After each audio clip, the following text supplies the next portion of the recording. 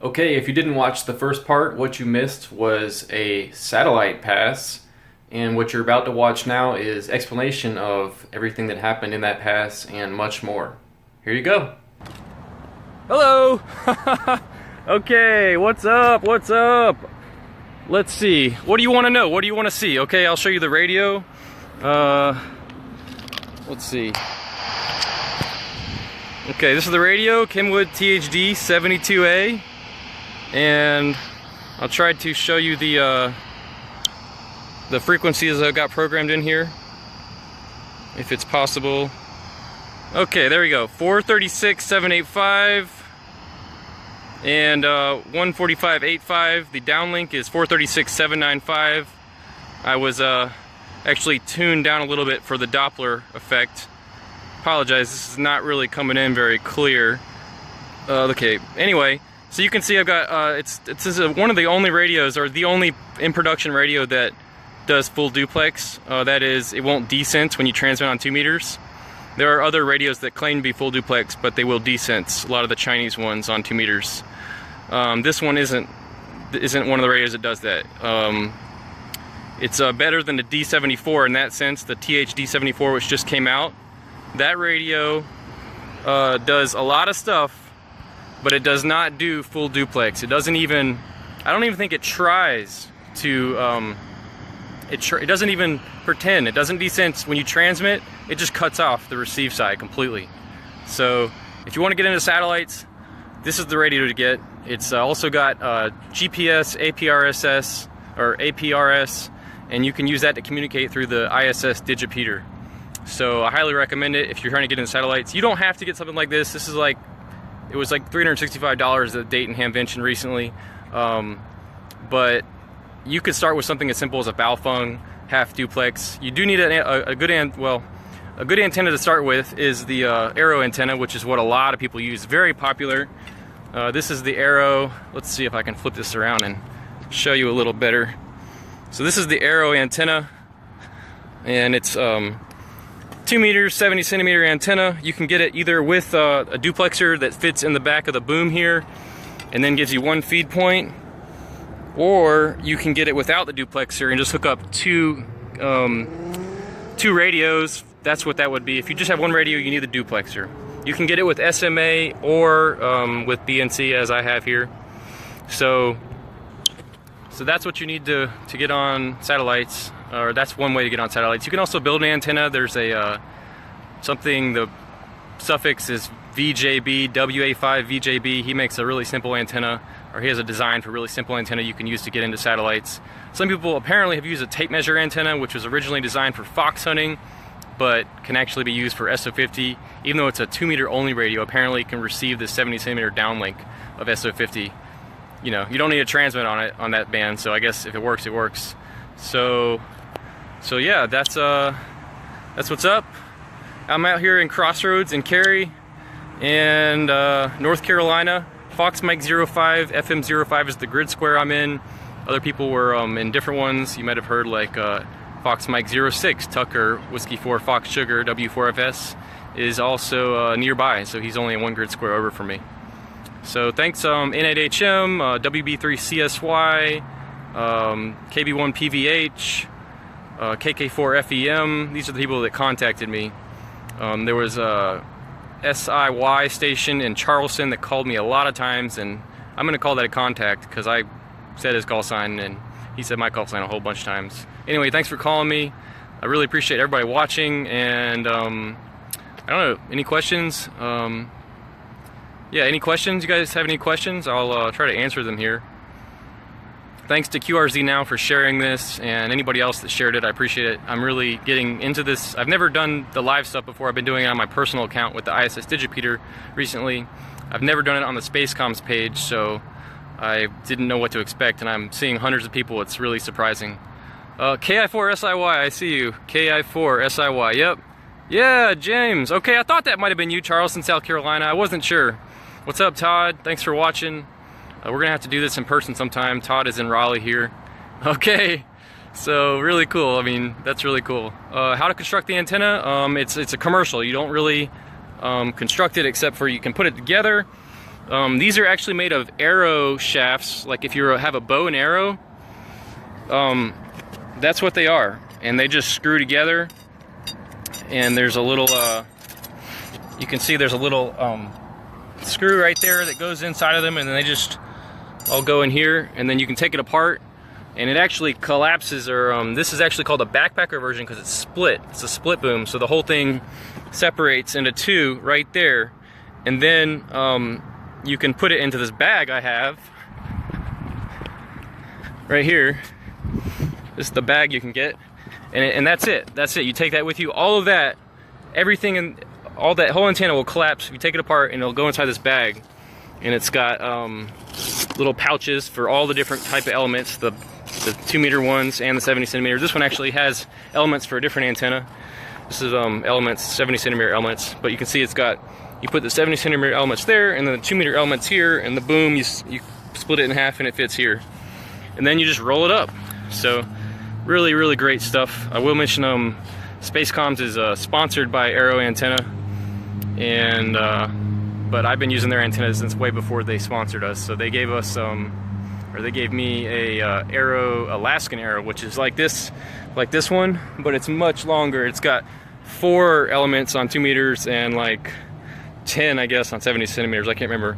It's really heavy though, so I don't use it very often. I've actually only tried to use it one time. The reason I got it is to use for low elevation passes, to try to talk to South America, where it's harder to get into the SO-50 satellite when it's at low elevation.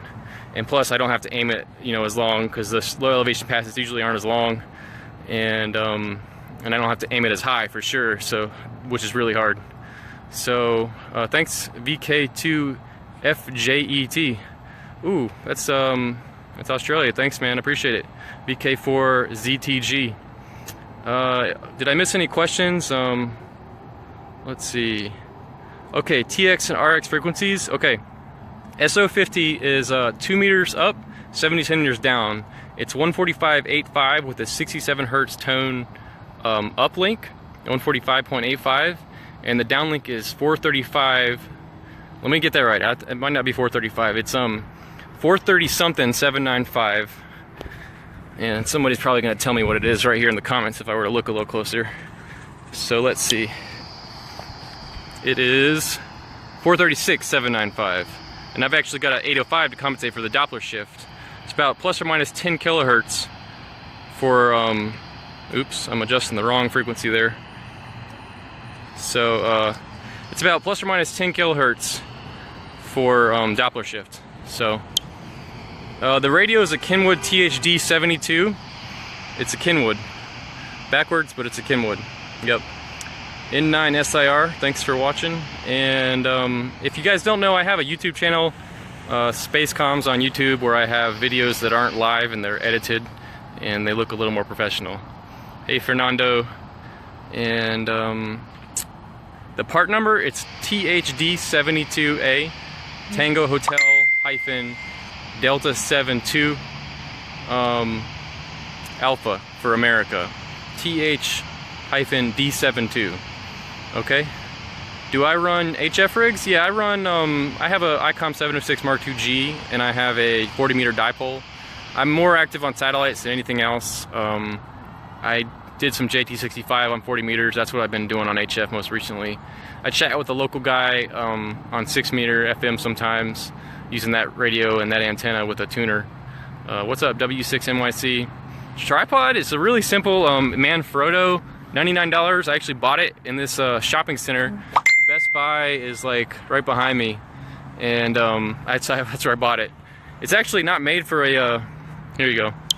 And actually you can see the audio set up too. That's probably kind of interesting. Little Bluetooth speaker. I just kind of tied it to the tripod here. So, and that's kind of precariously supported by this audio cable. So, it's a Manfrotto, you can see right there, and it's $99. What's up, KC0PDC? It's not even made for video. As I was saying earlier, it's made for photo. Video cameras have like a single handle, and it's more easy to adjust both axes, and this one doesn't. But for me, I don't ever really move it around, so it doesn't matter. the audio setup, let me show you my audio setup because that's kind of important. So I got a resistor to bring down the I got a resistor in this cable here to bring the audio level down to work in the recorder. This is the audio recorder I use, Olympus WS822. I actually used to use a Zoom H1, which is a more professional, and that one has puts out interference on 2 meters, or no, 70 centimeters, so I stopped using it. And this is a voice recorder, so that's $100 right there, but you can get them cheaper. This one records in wave, which is important for making videos. You want to record at a similar bit rate to all the other stuff you do, and this one gets closer than most, which are MP3. So I got headphones, put those on. You always want to use headphones when you're working a satellite because the signals aren't very good, and you always want to record the pass, because as you can tell from the pass we just had, it can take a lot. There's just a lot of contacts happening, you know, at the same time. There's no way you can write all that down, so you just got to record it and then review it later. You can often pull out call signs in the recording that you couldn't at the time.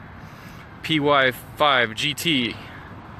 Alright, any other questions? I will say what's up to E20DHF. Go live more. Okay, I'm gonna go live more. I've never done this before. It's really easy, so I'm gonna do it. I'll do it definitely. What's up, Iowa KC0PDC? What's up, Terry K5QMC? ZP5BVK. I think I'm gonna wrap it up. Any more questions real quick? I'm just gonna stop talking for a second. Maybe I can think of something interesting to say.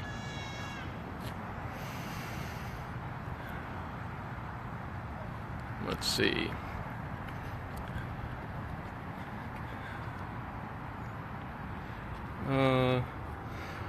Yeah, I use a compass. That's another thing. So here's how I set up my passes. I have my app on my phone. I use Heavens Above on Android, or I also use ISS Detector now. And I just look at the azimuth, where it's coming from, where it is at max elevation, and where it is at LOS, loss of signal, where it goes away. And I just find it on the compass, and I find something, and in this case it was the Old Navy over there. What's up, AK4KV?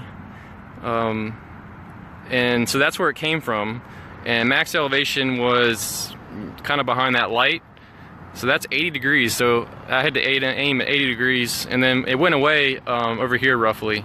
So, and I just look at my watch, so I always put on a watch, and I remember the times from the app. It told me when it's coming over the horizon, where it is at max elevation, or when it's at max elevation, and what time it is when it goes away. And then I just check my watch. You may have noticed me doing that.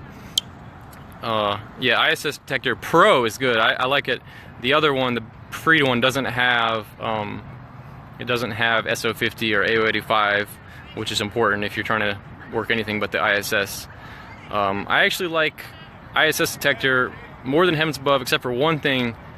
ISS Detector will allow you to filter to just the satellites you want to see. Heavens Above will not allow you to do that. Anytime you want to see a satellite, you want to see the passes for a satellite, you have to search for that specific satellite, aside from the ISS, and aside from looking at all of the radio satellites all at once. With ISS Detector, you can actually set specific satellites to include, and then ignore everything else. So I can open it up and at a glance see which satellites are coming up that I'm interested in. Only thing it doesn't have that I missed from Heavens Above is it does not say what time and what direction the satellite will be at max elevation. It shows the beginning and the end of the pass, but not the max elevation. So I still have to open up Heavens Above and pull that information from that app, in addition to using ISS Detector. But that seems to be a common issue, you know, on Windows. What is it called? You've got SatPC32 and Orbitron, and SatPC32 will do really cool things like find out when passes will cover 2 different stations, and Orbitron won't do that. But SatPC32 won't print out a table of passes that show the exact AOS, max elevation, and LOS like a lot of other apps will. So you have to use 2 different apps and on all the platforms, as far as I can tell, to get everything you want. You never get everything you want in one app, so that's kind of annoying, but that's the case.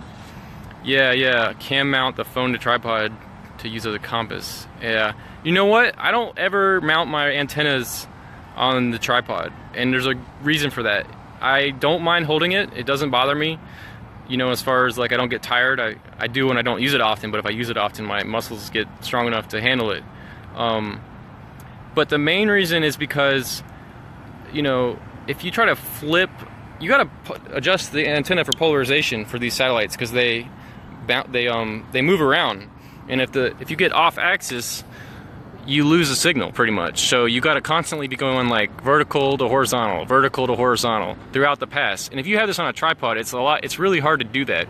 And I see other people also attach their radio and all kinds of stuff to the tripod, and it just makes it harder and harder, in my opinion. I've never used it. I can only imagine it makes it harder and harder to adjust the antenna, which is really important.